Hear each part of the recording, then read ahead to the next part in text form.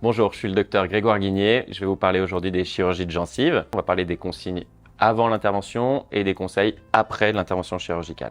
D'abord sur les consignes avant l'intervention. Avant l'intervention, c'est très important de ne pas fumer. 2 semaines, c'est le mieux. 0 cigarette. Si vous avez des médicaments à commencer la veille de l'intervention, commencez-les la veille au matin. Donc, pensez peut-être à acheter les médicaments post-opératoires avant l'intervention pour ne pas avoir à aller à la pharmacie le jour de la chirurgie. Le matin de la chirurgie, ne venez pas à jeun surtout, pas la peine. Le jour de l'intervention, vous aurez peut-être une plaque palatine qui sera posée à la fin de l'intervention.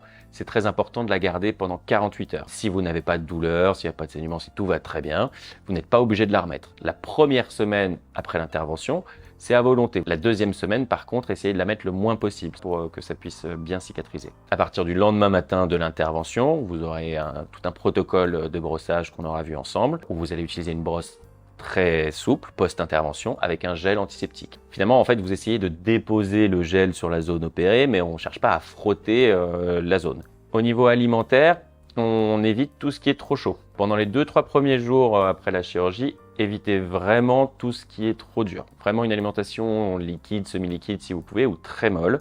Et ensuite, pendant 2 bonnes semaines, une alimentation molle.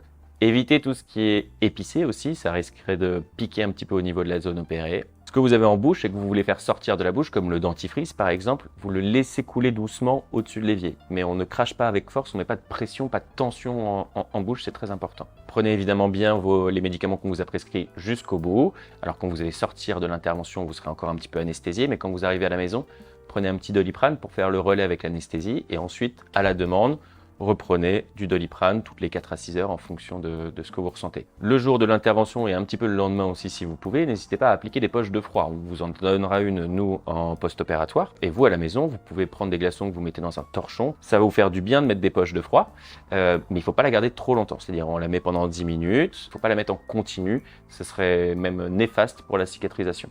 Le froid en bouche aussi, ça va vous faire du bien. Donc là, vous avez le droit de prendre de la glace, par exemple, des glaces Häagen-Dazs ou ce que vous voulez. Essayez dans la mesure du possible de ne pas dormir sur la zone opérée si vous pouvez, et de dormir la tête surélevée.